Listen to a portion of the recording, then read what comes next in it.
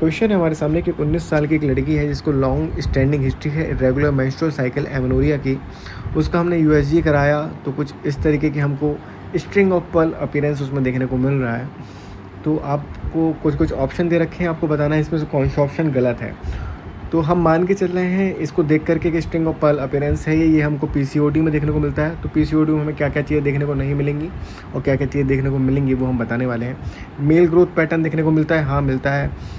और लोकेशन इसकी क्या ये लोअर एब्डोमेन होती है, तो हाँ लोअर एब्डोमेन में देखने को मिलता है। थिक एंड डार्क स्किन देखने को मिलती है, हाँ मिलती है। तो स्किन जो है वो थिक हो जाती है, डार्क हो जाती है, कहाँ की, इनर थाइस की। Abnormal glucose tolerance test result, हाँ एबनॉर्मल ग्लूकोज टॉलरेंस टेस्ट भी देखने को मिलता है। लेकिन ये जो फोर्थ ऑप्शन दे रखा है कि high serum level of high density lipoprotein HDL जो है उसका लेवल हाई हो जाता है, ऐसा कुछ भी नहीं है। थोड़ा और डिटेल में अगर हम पढ़ें तो the ultrasound image shows N ovary with multiple small peripheral cyst which is highly suggestive polycystic ovarian syndrome. तो जो हमको अल्ट्रासाउंड की इमेज है उसमें हमको जो ओवरी दिखाई जा रही है, इसमें मल्टीपल जो है आपके स्मॉल पेरिफेरल सिस्ट्स हैं, पेरिफेरी पे सिस्ट देखने को मिल रहे हैं, जो कि बता रहे हैं कि PCOS है। Is a common endocrine disorder in a women of reproductive age characterized by hormonal imbalance, irregular menstrual cycle and often signs of hyperandrogenism, excess male hormone. PCOS is associated with several metabolic and reproductive features। कई सारे इसमें तुम्हारे metabolic और reproductive features आते हैं, जैसे कि hirsutism, male pattern hair growth due to excess androgens,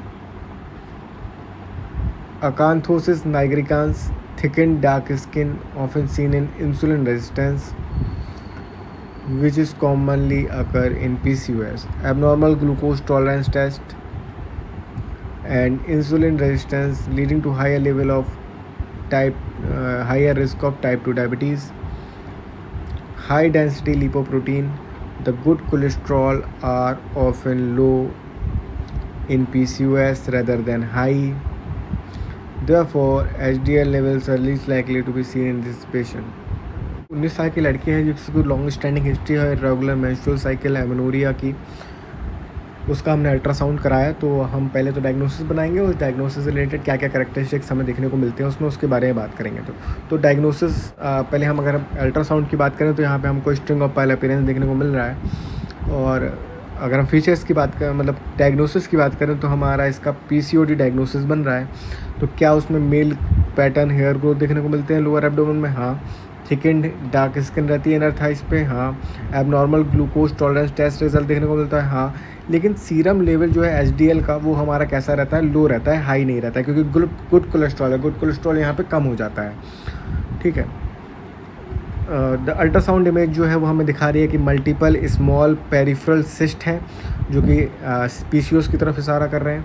PCOS जो है एक कॉमन एंडोक्राइन डिसऑर्डर है जो कि रिप्रोडक्टिव एज की वुमेन में दिखा जाता है। इसमें तुम्हारा क्या क्या देखने को मिलता है, characterised by hormonal imbalance, irregular menstrual cycle and often signs of hyperandrogenism जो कि एक्सेस मेल हार्मोन है।